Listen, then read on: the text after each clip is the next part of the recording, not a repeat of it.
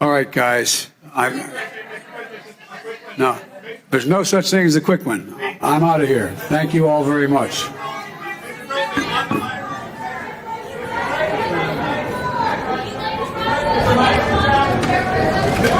Now I'll be happy to take your questions. And the first question, I'm told, is Darlene Superville from the Associated Press. Thank you, Mr. President. 2 questions, please. Of course. I also have 2 questions for you. Of course. I'm supposed to go down the list here. Jim Tankersley, New York Times. The most important thing to be clear about is we have to change, I believe we have to codify Roe v. Wade in the law, and the way to do that is to make sure the Congress votes to do that. And if the filibuster gets in the way, it's like voting rights. It should be, we provide an exception for this, require an exception to the filibuster for this action to deal with the Supreme Court decision. Mr. President, well, you just made some news saying you would support changing the filibuster rules to codify. Are you the best messenger to carry this forward when Democrats, many of them, many progressives, want you to do more? Yeah, I am. I'm the President of the United States of America. That makes me the best messenger. And I really think that it's a serious problem that the court has thrust upon the United States. Should they end the legislative filibuster if that's what's needed to pass gun reform? I think we have to make that call on the fly. Ending the filibuster is a very dangerous thing to do because it's been used by progressives our whole time to make sure that we did not get rolled over. When I got a phone call from the leader of Finland saying, could he come and see me? And he came the next day and said, will you support my country joining NATO? We got on the telephone. He suggested we call the leader of Switzerland. Switzerland, my goodness, I'm getting really anxious here about expanding NATO. Sweden. The bottom line is, ultimately, the reason why gas prices are up is because of Russia. Russia. The reason why the food crisis exists is because of Russia.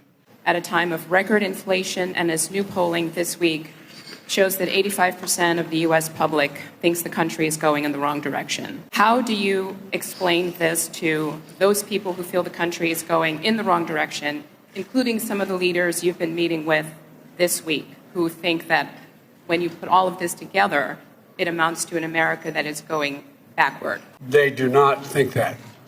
You haven't found one person, one world leader to say America's going backwards. America's better positioned to lead the world than we ever have been. We have the strongest economy in the world. Our inflation rates are lower than other nations in the world, but inflation is higher in almost every other country. Prices at the pump are higher in almost every other country. We're better positioned to deal with this than anyone, but we have a way to go because of my imposition of dealing with what can be exported to. We've delegated a commission, a group of our NASA, well, I guess I'll announce it shortly, but another $800 million in aid, including, weapons,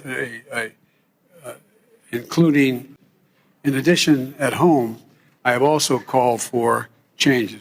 I've released 1 million barrels of oil per day from our oil reserve. I've asked Congress, would they, in fact, go and temporarily end the tax on gasoline at the pump, and so we could have immediate relief in terms of the reduction of the elimination of temporary elimination of the gas tax. We also launched what started off to be the Build Back Better notion, but it's morphed into the Partnership for Global Infrastructure and Investment to offer developing and middle-income countries better options to meet their urgent infrastructure needs. Because when the United States and G7 countries put skin in the game, it helps bring millions of dollars up to, before it's all over, up to possibly $1 trillion of private sector money off the sidelines.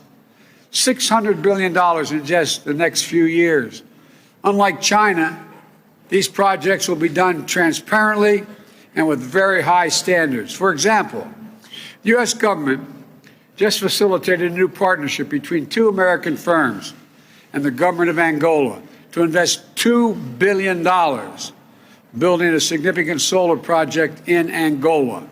It's a partnership that will help Angola meet its climate goals. If you were to see the Crown Prince or the King, would you ask them to increase oil production? No, I'm not going to ask. I'm going to ask, all the Gulf states are meeting. I've indicated to them that I thought they should be increasing oil production generically, not to the Saudis particularly. And I think I hope we see them in their own interest concluding that makes sense to do. And, they have real concerns about if you care, if the polling data is correct, and you think this decision by the court was an outrage or a significant mistake, vote. Show up and vote. Vote in the off year and vote, vote, vote. That's how we'll change it. We are going to stick with Ukraine, and all of the alliance are going to stick with Ukraine as long as it takes to, in fact, make sure that they are not defeated by Ukraine. In Ukraine by Russia. You and the G7 allies introduced a plan for an oil price cap for Russian exports, which is not yet filled out. Are you confident that that cap would bring down prices for American drivers? And how long is it fair to expect American drivers to continue to pay a premium? Let me hear this. The second part of the question was, would it bring down the price? This is up. They could go as high as $200 a barrel, some analysts think. How long is it fair to expect American drivers and drivers around the world to pay that premium for this war?